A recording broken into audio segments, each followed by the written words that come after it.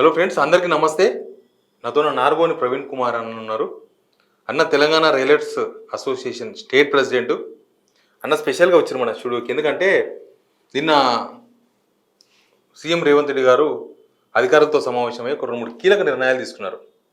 ఒకటి, భూముల వాల్యూ పెంచాలి, ప్రభుత్వ భూముల వాల్యూ పెంచాలి, ప్లస్ రిజిస్ట్రేషన్ వాల్యూ పెంచాలి, ప్లస్ ఎల్ఆర్ఎస్ అప్లికేషన్స్ 25 లక్షల అప్లికేషన్స్ గత ప్రభుత్వంలో పెండింగ్ ఉన్నాయి. 1000 రూపాయలు పెట్టి మనం అందరం అప్లై చేసినాం అప్పుడు. అవన్నీ ఇప్పుడు దానిలో 10,000 కోట్లు టార్గెట్గా ఎల్ఆర్ఎస్ మళ్ళీ ఓపెన్ చేయబోతున్నారు. ప్రతి ప్లాట్కు 2 లక్షలు తగ్గుతుందా 3 లక్షలు తగ్గుతుందా తెలియదు.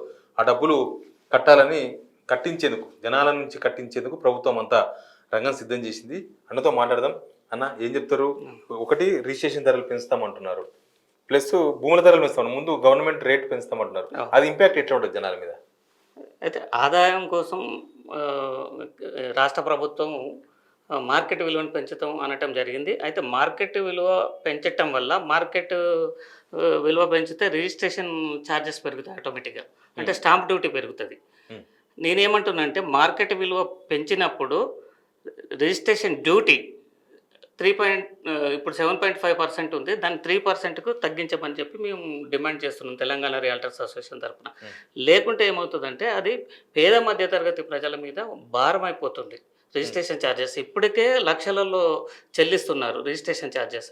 అట్లాగే ఈ ఈ ఎఫెక్ట్ ఎల్ఆర్ఎస్ మీద కూడా పడుతుంది. మార్కెట్ విలువ మీదనే ఎల్ఆర్ఎస్ తీసుకుంటారు, అంటే ఆటోమేటిక్గా ఎల్ఆర్ఎస్ ఛార్జెస్ పెరుగుతాయి. దీనివల్ల ఈ రెండు కట్టలేక ఇప్పటికే పేద మధ్యతరగతి ప్రజలకు సొంతింటి కళ అనేది ఒక మిథ్యలాగా మిగిలిపోయింది. అట్లాంటప్పుడు ఇంకా మనం మార్కెట్ విలువలు పెంచుకుంటూ రిజిస్ట్రేషన్ ఛార్జెస్ పెంచుకుంటూ పోతే భూముల రేట్లు పెరుగుతాయి. భూముల రేట్లు పెరగటం వల్ల కొనుగోలుదారులు నష్టపోయే అవకాశం ఉంటుంది, వాళ్ళ మీద భారం పడుతుంది, మార్కెట్ డౌన్ అవుతుంది. రియల్ ఎస్టేట్ డౌన్ ఉంది కదా, మార్కెట్ ఇంకా డౌన్ అవుతుంది. ఇప్పుడు రియల్ ఎస్టేట్ డెవలప్మెంట్ కోసం ప్రభుత్వం ఏం చేయాలి, ఏ విధంగా రియల్ ఎస్టేట్ డెవలప్ చేయాలని ఆలోచించుతూ కొన్ని సాఫ్ట్వేర్ కంపెనీస్, ఇతర కంపెనీస్ ఆయా ప్రాంతాల్లో తీసుకొని వస్తాయి. గత గవర్నమెంట్ ఫైనాన్షియల్ సిటీ వైపే, ఓన్లీ వెస్ట్ వైపే డెవలప్ చేసింది. ఈ గవర్నమెంట్ ఈస్ట్ వైపు చేస్తే Warangal road, Vijayawada road, Srisailam road ఇంకా డెవలప్ కాలేదు. ఈ రోడ్లు డెవలప్ చేస్తే ఇప్పటికి కూడా అక్కడ ధరలు అందుబాటులో ఉన్నాయి. 5,000 నుంచి గజం దొరుకుతూ ఉంటుంది. 5,000 నుంచి 10,000, 15,000. రెసిడెన్షియల్ ఇళ్ళ మధ్యలో అయితే 25-30,000 ఇప్పటికీ ధరలు అందుబాటులో ఉన్నాయి. ఈస్ట్ వైపు Warangal road, Vijayawada road, Srisailam road ఇటువైపు డెవలప్ చేస్తే నగరం కూడా చాలా అందంగా ఉంటుంది, ప్రభుత్వానికి కూడా ఆదాయం పెరుగుతుంది.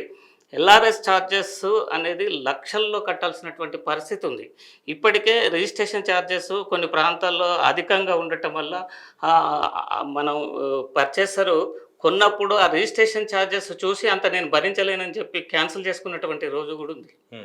అది ఇప్పుడు రిజిస్ట్రేషన్స్, అది గవర్నమెంట్ భూముల ధరలు పెంచుతుంది అంటే ఎట్లా? అది రియల్ ఎస్టేట్ ఏమో డల్ ఉంది ఆల్రెడీ, అది ఏమైతే చూద్దాం.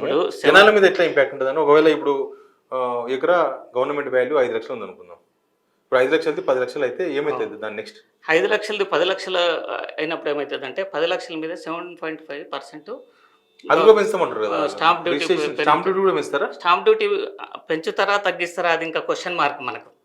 మనం ఏమంటున్నాం అంటే నువ్వు మార్కెట్ విలువ పెంచినప్పుడు స్టాంప్ డ్యూటీ తగ్గించమంటున్నాం. ఇప్పుడు 7.5% ఉందన్న. 10 లక్షలకు 5 లక్షలది 10 లక్షలు చేసిన ఎకరా. అవును, 10 లక్షలకు 7.5% కట్టాలి. అవును, ఇప్పుడు అంటే 75,000.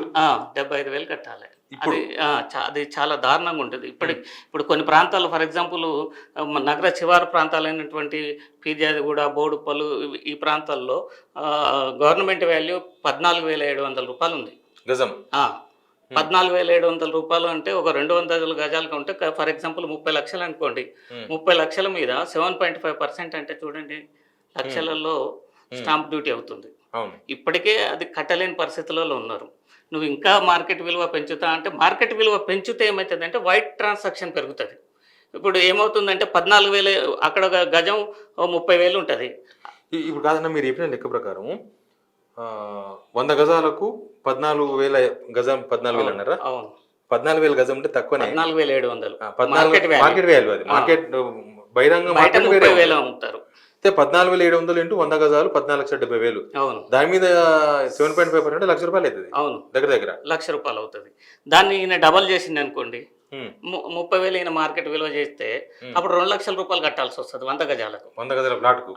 2 లక్షల రూపాయలు స్టాంప్ డ్యూటీ కట్టాల్సి వస్తుంది. ఇంకో 2 లక్షల ఇంకో 2-3 లక్షలు 2-3 లక్షలు ఎల్ఆర్ఎస్ ఛార్జెస్ కట్టాల్సి వస్తుంది. అంటే ఒక 5 lakhs మనం ఇంటి నిర్మాణానికి పోవాలంటే ఫస్ట్ స్టాంప్ డ్యూటీ ఎల్ఆర్ఎస్ కట్టాల్సిన పరిస్థితి ఏర్పడుతుంది. దాంతో పాటుగా మరి పర్మిషన్ ఛార్జెస్ కూడా ఉంటాయి. అంటే ఒక 6-7 లక్షల రూపాయలు ఓన్లీ 100 గజాలకు ఇంటి నిర్మాణానికి పర్మిషన్ ఖర్చులు అవుతున్నాయి. ఇది చాలా తీవ్రమైనటువంటి భారం కొనుగోలుదారుల మీద. కాబట్టి ఇప్పటికే పేద మధ్య తరగతి ప్రజలు నగరంలో ఇల్లు కట్టుకోలేని పరిస్థితిలో ఉన్నారు. పేద మధ్య తరగతి ప్రజలే కాదు, గెస్టెడ్ ఆఫీసర్ స్థాయి అధికారులు కూడా నగరంలో ఇల్లు కొనలేని పరిస్థితి. అతని జీతము ఇక్కడ వాళ్ళు నివసించడానికి కావాల్సిన మౌలిక వాళ్ళు ఉండడానికి కావాల్సినటువంటి ఖర్చులకే సరిపోతుంది, కానీ ఒక ఇల్లు కొనుక్కోవడానికి గెస్టెడ్ ఆఫీసర్ కూడా ఇప్పుడు సాధ్యపడట్లేదు హైదరాబాద్ నగరంలో. ఒక గెస్టెడ్ ఆఫీసర్ శాలరీ ఎంత ఉంటుంది? 60,000-70,000 ఉంటుంది. ఆయన పిల్లల చదువులు, ఆయన రెంటెడ్ హౌజెస్, కారు రెంట్లు ఇవన్నీ ఉంటాయి కదా, ఈ ఖర్చులకే సరిపోతుంది. వాళ్ళు ఇల్లు కొనుక్కోలేరు గెస్టెడ్ ఆఫీసర్లు కూడా. ఇప్పుడు వాళ్ళు చెప్తున్న రీజన్ ఏంటంటే, నేననేది గవర్నమెంట్ భూముల రేట్లు పెంచడం, భూముల ధరలు గవర్నమెంట్ పెంచడం, లేకపోతే రిజిస్ట్రేషన్ ఛార్జ్ దేనికోసం పెంచుతారు అంటే బహిరంగ మార్కెట్లో ఎక్కువ రేటు ఉంది, గవర్నమెంట్ రేట్ తక్కువ ఉందని చెప్తున్నారు. అది నిజమే. కొన్ని ప్రాంతాలలో వాస్తవంగా హైదరాబాద్ నగరం చుట్టూ అదే పరిస్థితి ఉన్నది. అందుకే మేము కూడా ఏమంటున్నాం అంటే, నువ్వు మార్కెట్ వాల్యూ పెంచు, కానీ స్టాంప్ డ్యూటీ అనేది 7.5 నుంచి 3%కి తీసుకురమ్మని చెప్తున్నాం. అప్పుడు ఏమవుతుందంటే కొనుగోలుదారుడి మీద భారం పడదు. అప్పుడు వైట్ ట్రాన్సాక్షన్ పెరుగుతుంది. ఇప్పుడు ఏమవుతుందంటే బయట 30,000 రూపాయలు క్రయ విక్రయ రేటు ఉంటే 5,000 ఉన్నది అనుకోండి గవర్నమెంట్ వాల్యూ, మార్కెట్ వాల్యూ. 5,000 ఉన్నప్పుడు కేవలం 200 గజాలు కొంటే 10 లక్షల రూపాయలు మాత్రమే బయట అమౌంట్ చూపించాల్సి వస్తుంది. చెక్ రూపంలోను, మిగతాదంతా బ్లాక్ ఇవ్వాల్సి వస్తుంది. కాబట్టి మార్కెట్ విలువ పెంచితే ఒక రకంగా మంచిదే, ఎందుకంటే వైట్ ట్రాన్సాక్షన్ పెరుగుతుంది, అప్పుడు బ్లాక్ ట్రాన్సాక్షన్ అనేది తగ్గిపోతుంది. కాబట్టి మనం ఏమంటున్నాం అంటే మార్కెట్ విలువ పెంచి స్టాంప్ డ్యూటీని తగ్గించమని అడుగుతున్నాం ప్రభుత్వాన్ని. ఇంకొకటి, మీరు గతంలో 2020 ఎల్ఆర్ఎస్ తీసుకొచ్చి అప్లికేషన్ ఎల్ఆర్ఎస్ మీరు అప్పుడు నాకు తెలిసి మీరు బాగా రాష్ట్ర వ్యాప్తంగా ఉద్యమాలు చేసాం, ఇందిరా పార్క్ కాడ కూడా ధర్నా చేసిండ్రు. అసలు ఎల్ఆర్ఎస్ ఎత్తేయాలని కదా, ఎత్తేయాలి. ఇప్పుడు మళ్ళీ వచ్చింది ఎల్ఆర్ఎస్ మళ్ళీ కట్టి. అప్పుడు మేము ఏం చేసామంటే, ఎల్ఆర్ఎస్ అనేది ఒక అడిషనల్ ట్యాక్స్. ఎల్ఆర్ఎస్ అనేది లీగాలిటీని ఇవ్వదు.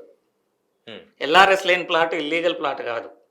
మీ భూమి నాకు అమ్మారు, మీ చేతి నుంచి నా చేతికి భూమి మారినందుకు ప్రభుత్వానికి ఇంత అమౌంట్ చెల్లిస్తున్నాం. రాజశేఖర రెడ్డి గవర్నమెంట్ అప్పుడు ఏం చేసిందంటే, అడిషనల్ బెనిఫిట్ కోసం, అడిషనల్ ఆదాయం కోసం ల్యాండ్ రెగ్యులరేషన్ స్కీమ్ తీసుకురావడం జరిగింది, ఎల్ఆర్ఎస్ని. అయితే ఆ తర్వాత బీఆర్ఎస్ గవర్నమెంట్ ఒకేసారి ఎల్ఆర్ఎస్ని వసూలు చేద్దామని చెప్పేసి రిజిస్ట్రేషన్స్ బంద్ చేసి ఒక హుకుం జారీ చేసింది. ఒక 3 monthsలోనే మీరు మొత్తం ఎల్ఆర్ఎస్ ఛార్జెస్ కట్టాలా, లేకపోతే మీ ప్లాట్లు భవిష్యత్తులో రిజిస్ట్రేషన్స్ కావు, అవి గుంజుకుంటామని కూడా ఒక మంత్రి గారు చెప్పడం జరిగింది. అప్పుడు ఇదే కాంగ్రెస్ గవర్నమెంట్లో ఉన్నటువంటి మంత్రులు కానీ ముఖ్యమంత్రి గారు కూడా ఏమన్నారంటే, మ్యారేజ్ రెగ్యులరేషన్స్ కూడా తెచ్చేటట్లున్నాడు కేసీఆర్ గారు, ఎంఆర్ఎస్ మ్యారేజ్ రెగ్యులరేషన్ స్కీమ్ అని ప్రసంగించిండు ముఖ్యమంత్రి గారు. దాన్ని కూడా ఛార్జెస్ వసూలు చేసేటట్టున్నాడు కేసీఆర్ గారు. మేము వస్తే ఎల్ఆర్ఎస్ రద్దు చేస్తామని చెప్పి వీళ్ళు చెప్పడం జరిగింది. మరి ఇప్పుడు రద్దు చేయకపోగా ఈ మార్కెట్ విలువ పెంచడం వల్ల ఎల్ఆర్ఎస్ మీద ఎఫెక్ట్ పడుతుంది, ఎల్ఆర్ఎస్ ఛార్జెస్ పెరుగుతున్నాయి. కాబట్టి ఖచ్చితంగా వీళ్ళు అది ఆలోచించాలి, ప్రజల మీద భారం పడకుండా చూడాల్సినటువంటి బాధ్యత ఈ ప్రభుత్వం మీద ఉంది, లేకపోతే ఈ ప్రభుత్వం బదనాం అవుతుంది. కానీ ఒకటి ప్రవీణ్ అన్న, ఇప్పుడు ఒక ప్లాట్ కొనుక్కున్న తర్వాత వాళ్ళు ఇల్లు కట్టుకునేటప్పుడు ఎప్పుడో ఒక 5 సంవత్సరాలకు 10 సంవత్సరాల తర్వాత ఇల్లు పర్మిషన్ తీసుకునేటప్పుడు ఎల్ఆర్ఎస్ కంపల్సరీ అంటారు. ఓకే, ఇల్లు కట్టుకునే క్రమంలో దానికి అడ్జస్ట్మెంట్ చేసి ఇంతో అంతో. కానీ ఇప్పుడు ఇల్లు కట్టకపోయినా సరే ఖాళీ ప్లాట్ ఉంటే సార్ ఎల్ఆర్ఎస్ కట్టాలని ఇప్పుడు ఈ లెక్క ప్రకారం వేకెంట్ ల్యాండ్ ట్యాక్స్ అని వసూలు చేస్తున్నారు. వేకెంట్ ప్లాట్ ల్యాండ్ ట్యాక్స్ అని అది రిజిస్ట్రేషన్ టైంలో వసూలు చేస్తారు. అక్కడ ఉన్న మార్కెట్ విలువ మీద అది కూడా ట్యాక్స్ గత ప్రభుత్వం నుంచే వసూలు చేస్తున్నారు. అది కూడా చాలా దారుణమైనటువంటి విషయం. ఇప్పుడు ఏదో పిల్లల పెళ్ళిళ్ళ కోసమో లేకుంటే పిల్లల చదువుల కోసమో కొంతమంది ల్యాండ్ మీద ఇన్వెస్ట్ చేస్తున్నారు. అప్పుడు వాళ్ళ పెళ్ళిళ్ళకి పనికొస్తారు కదా, అవసరాలకు అమ్ముకోవచ్చు అనే ఉద్దేశంతో. అట్లాంటి దాన్ని కూడా నువ్వు ఖాళీ ఉన్నదని చెప్పి నువ్వు ట్యాక్స్ తీసుకోవటం అనేది అది సరైనటువంటి పద్ధతి కాదు. ఈ గవర్నమెంట్ దాని విషయంలో పునరాలోచించాలి. అది ఎల్ఆర్ఎస్ విషయంలో మీరు ఏం చెప్తారు? ఎల్ఆర్ఎస్ ఇప్పుడు వీళ్ళు కూడా ఏదో టైం పెడతారు, ఏదో టైం పెడతారు. నేనేమంటున్నా అండి, ఎల్ఆర్ఎస్ ఇప్పుడు ఇల్లు ఎప్పుడో కట్టుకున్నా ఎల్ఆర్ఎస్ ఇప్పుడు కట్టాలంటారు కదా వాళ్ళు. అసలు ఆ ప్రభుత్వం, గత ప్రభుత్వమే ఎల్ఆర్ఎస్ అనే స్కీమ్ని బాగా హైప్ చేయటం జరిగింది. గ్రామ పంచాయతీ లేఅవుట్లు ఇల్లీగల్ అని చెప్పి గ్లోబల్ ప్రచారం చేయటం జరిగింది. మన తెలంగాణలో హైదరాబాద్ నగరంతో పాటుగా అన్ని నగరాలు కూడా గ్రామ పంచాయతీ లేఅవుట్ల మీదనే నిర్మాణమైంది. ఈ హెచ్ఎండి ఎప్పుడు వచ్చిందండి? 1970s తర్వాత వచ్చింది. అప్పుడు ఆ తర్వాత కూడా గ్రామ పంచాయతీ లేఅవుట్లకు పర్మిషన్స్ ఇచ్చారు. గ్రామ పంచాయతీ లేఅవుట్లో పర్మిషన్ ఇచ్చేటప్పుడు గ్రామ సర్పంచ్ ఉంటాడు, సెక్రటరీ ఉంటాడు, ప్రభుత్వ అధికారి. ఇద్దరు కలిసి అప్రూవల్ ఇస్తారు గ్రామ పంచాయతీ లేఅవుట్కు.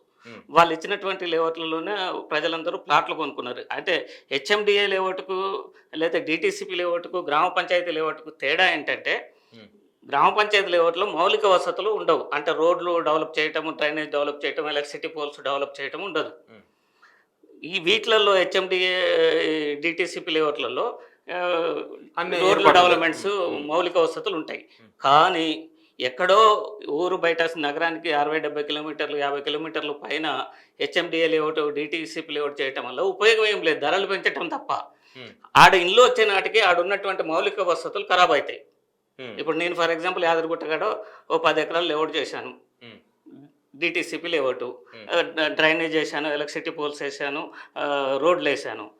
ఆడ ఇల్లు రావాలంటే ఇంకో 30 ఏళ్ళు పడుతుంది.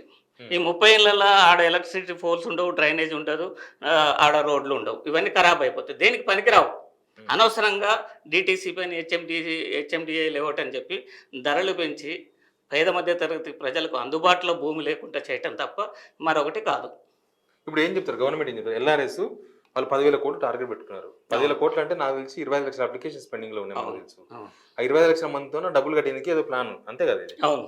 ఏం చెప్తారు మీరు? 25 లక్షల మంది ఇప్పటికిప్పుడు కట్టాల్సిన నెసెసిటీ లేదండి. నాకు 2 ప్లాట్లు ఉన్నాయి. నేను ఇప్పుడు ఎల్ఆర్ఎస్ కట్టాలంటే 5 లక్షలు పే చేయాలి, 5 లక్షలు నేను అప్పు చేయాలి, లేకుంటే ఒక ప్లాట్ అమ్ముకోవాలి. ఇదేంటండి, నాకు అవసరం ఉన్నప్పుడు నేను ఎల్ఆర్ఎస్ కట్టుకుంటా. నేను ఇంటి నిర్మాణానికి పోయినప్పుడు ఎల్ఆర్ఎస్ కడుతున్నాను, ఇంటి నిర్మాణ ఛార్జెస్ కడుతున్నాను, అప్పుడు పే చేయాలి. అప్పుడు పే చేయటం అనేది కరెక్ట్, కానీ ఇప్పటికిప్పుడే వసూలు చేయటం అనేది కరెక్ట్ కాదు. అది ప్రభుత్వం ఆదాయం కోసం చెప్తున్నటువంటి ఒక దురుద్దేశమే, వసూలు చేయాలన్నట్టు. అదే నిర్దాక్షిణ్యంగా ప్రజల దగ్గర నుంచి డబ్బు వసూలు చేయడం అనేది సరైనటువంటి పద్ధతి కాదు. అతని దగ్గర డబ్బు ఉండాలి కదా, నువ్వు ఇమీడియట్ గా కట్టాలంటే. అప్పు చేసి కట్టాలి, అప్పు చేసి కట్టాలి, గవర్నమెంట్ ట్యాక్స్ లేదా 2-3 ప్లాట్లు ఉంటే ఒక ప్లాట్ అన్న అమ్మి కట్టాలి. చాలా దారుణమైనటువంటి పరిస్థితి. అట్లాంటి రిస్ట్రిక్షన్స్ గవర్నమెంట్ ఎప్పుడు పెట్టకూడదు. వాళ్ళకి అవసరం ఉన్నప్పుడు కట్టుకుంటారు ఎల్ఆర్ఎస్, వాళ్ళ దగ్గర డబ్బులు ఉన్నప్పుడు కట్టుకుంటాడు, అంతే. అంతకు మించి ఇమీడియట్గా హుకుం జారీ చేయటం, ఇమీడియట్గా కట్టమని టార్గెట్ టైం పెట్టడం అనేది సరైనటువంటి పద్ధతి కాదు. ఈ ఫలితాన్ని రాబోయే ఎలక్షన్స్లలో ఈ ప్రభుత్వం అనుభవించక తప్పదు. కానీ ఇప్పుడు ఏంది మీ రియల్ ఎస్టేట్ అసోసియేషన్ తరఫున అప్పుడైతే పెద్ద ఉద్యమం చేసిండ్రు, ఇప్పుడు ఉందా ప్లాన్? ఇప్పుడు కూడా ఖచ్చితంగా చేస్తాం. బలవంతంగా రిజిస్ట్రేషన్స్ బంద్ చేసి ఎల్ఆర్ఎస్ ఉంటేనే రిజిస్ట్రేషన్స్ అవుతాయి, ఎల్ఆర్ఎస్ ఖచ్చితంగా పలానా టైం లోపు కట్టాలని చెప్పి ఈ గవర్నమెంట్ కనుక హుకుం జారీ చేస్తే ఖచ్చితంగా రాష్ట్ర వ్యాప్తంగా ఉద్యమం జరుగుతుంది, ఉద్యమం చేస్తాం కూడా. ఇంకోటి, ఈ రాష్ట్ర ప్రభుత్వానికి ఆదాయం కావాలంటే గత ప్రభుత్వం గ్రామ పంచాయతీ లేఅవుట్లలో ఒక్కసారి కూడా రిజిస్ట్రేషన్ కాని ప్లాట్లను వాటిని రిజిస్ట్రేషన్ చేయకుండా ఆపింది. కొంతమంది హైకోర్టుకు వెళ్ళి ఆర్డర్ తెచ్చుకోవటం జరిగింది, ఇంకా కొంతమంది ఏదో సబ్ రిజిస్టార్లను మేనేజ్ చేసుకొని రిజిస్ట్రేషన్ చేసుకోవటం జరిగింది. ఇంకా వేలాది ప్లాట్లు రాష్ట్ర వ్యాప్తంగా రిజిస్ట్రేషన్ కోసం ఎదురు చూస్తున్నాయి. అవి రిజిస్ట్రేషన్ చేసినట్లయితే ప్రభుత్వానికి ఒక 1000 కోట్ల ఆదాయం వచ్చేటట్లు ఉంది. కానీ ఇప్పుడు 1000 కోట్లతోనూ కాదు కదా, 40,000 కోట్లు టార్గెట్ అంటున్నారు. చాలా పెద్ద పెద్ద హామీలు ఉన్నాయి, వాటికి పైసలు కావాలి. ఇప్పుడు ఎవరు అడిగిరని ఇన్ని ఉచిత పథకాల కోసము డబ్బు ఎక్కడి నుంచి వస్తుంది? మళ్ళీ ప్రజల మీదనే భారం వేయాలి. ఇట్లా రిజిస్ట్రేషన్ ఛార్జెస్ పెంచటము, లేదా జిఎస్టీలు అవి ఇవి ఛార్జెస్ పెంచటం, ఇంటి పన్ను పెంచటం. ఇప్పుడు గమ్మత్ ఏంటంటే, ఇప్పుడు జియో ట్యాగ్ చేస్తున్నారు హౌస్ ట్యాక్స్కు. దానివల్ల ఏంటంటే ఖచ్చితంగా ఈ బిల్డింగ్ ఎంత సేఫ్టీ ఉందని లెక్క చేసి వాళ్ళు మనకు ఇంటి పన్ను విధిస్తారు. అంటే ఎగ్జాంపుల్ ఇప్పుడు 10,000 ఉంటే ఖచ్చితంగా రేపు జియో ట్యాగ్ చేసి క్యాలిక్యులేషన్ చేసి ఇంటి పన్ను ఎంత వసూలు అవుతుంది, డబుల్ అవుతుంది. 10,000కి 20,000 కట్టాల్సినటువంటి పరిస్థితి వస్తుంది. అంటే సొంత ఇంటిదారుడు కూడా కిరాయి కట్టినట్టుగా కట్టాల్సినటువంటి పరిస్థితి వస్తుంది, ఇంటి పన్ను కూడా. చూద్దామన్నా, మీ వాయిస్ అయితే అప్పుడు ఇప్పుడు సేమ్ వాయిస్ జనాల తరఫున మాట్లాడుతున్నారు. చూద్దాం, ప్రభుత్వం అయితే నిజంగా ఎల్ఆర్ఎస్ విషయంలో కొద్దిగా గత ప్రభుత్వమే ఎల్ఆర్ఎస్ స్కీమ్ తీసుకొచ్చి అపకీర్తి మూట కట్టుకున్నది. అప్పుడు వద్దు, దాన్ని మొత్తం రద్దు చేయాలి, అసలు ఎల్ఆర్ఎస్ వద్దు, ఫ్రీగా ఎల్ఆర్ఎస్ చేయాలని కూడా కొంతమంది అన్నారు మంత్రులు, ఇప్పుడు మంత్రులుగా పనిచేస్తున్న వాళ్ళు, బట్టి విక్రమార్క గారు, సీతక్క గారు, ఇంకా కొంతమంది ఉన్నారు, ఉత్తమ్ కుమార్ ముఖ్యమంత్రి రెడ్డి గారు గారు, కూడా ముఖ్యమంత్రి గారు కూడా అన్నారంట. ఏదో అన్నారు కదా ఆయన అన్నారు ఇంకా మ్యారేజ్ మ్యారేజ్ రెగ్యులర్ స్కీమ్ కూడా తీసుకొస్తాడు అంటే రెగ్యులరే చేయకపోతే మ్యారేజ్ కూడా చెల్లదు అనేటట్లు ఉన్నాడు కేసీఆర్ గారు. అరే అందరూ ఎల్ఆర్ఎస్ రద్దు చేస్తాం. ఇప్పుడు వాళ్ళే పాలకులు ఉన్నారు కాబట్టి ప్లీజ్ ఆలోచించాల్సిన అవసరం అయితే ఉంది. జనాలకైతే ఇది ఒక పెద్ద భారం. ఇప్పుడు అనవసరంగా బతకనికే ఓ ₹1,00,000 అప్పు చేస్తే తీర్చలేక కింద మీద పడుతున్న టైం, అట్లాంటిది ఉత్త ఖాళీగా ఉన్న ప్లాట్కు ఎల్ఆర్ఎస్ ఉత్తగా కట్టుకోవాల్సిందే. ఆయన ఇల్లు కట్టేటప్పుడు కట్టుడు వేరు, కానీ ఇప్పుడే ఎల్ఆర్ఎస్ కట్టాలంటే ఆయన మీద ₹2-3 లక్షల భారం పడుతుంది. మళ్ళీ అప్పుల పాలు కావాల్సి వస్తుంది. లేకపోతే అన్న చెప్పిన 2 ప్లాట్లు ఉంటే ఒక ప్లాట్ అమ్మి ఒక ప్లాట్ కట్టాల్సి వస్తుంది. ఇది ప్రభుత్వం గుంజుకున్నట్లే అవుతుంది. ఒక ప్లాట్ ప్రభుత్వం గుంజుకున్నట్లయితే ప్రభుత్వమే వాళ్ళ హ్యాండ్ ఓవర్ చేసుకున్నట్టు అవుతుంది. కాబట్టి దీని గురించి అయితే ప్రజల నుంచి కొద్దిగా అసంతృప్తి వ్యక్తం అవుతుంది. బట్ ప్రభుత్వం ఎట్లా ఆలోచిస్తుందో చూద్దాం. 26 లక్షల మంది కూడా ఓటర్లు ఇక్కడ ప్రభుత్వం గమనించాల్సింది. వాళ్ళ దగ్గర నుంచి బలవంతంగా నువ్వు ₹1,00,000 ఎల్ఆర్ఎస్ రూపంలో వసూలు చేస్తే రేపు జరగబోయే పరిణామాలు కూడా ఈ ప్రభుత్వం ఎదుర్కోవాల్సినటువంటి అవసరం ఉంటుంది. Right, please subscribe signal TV.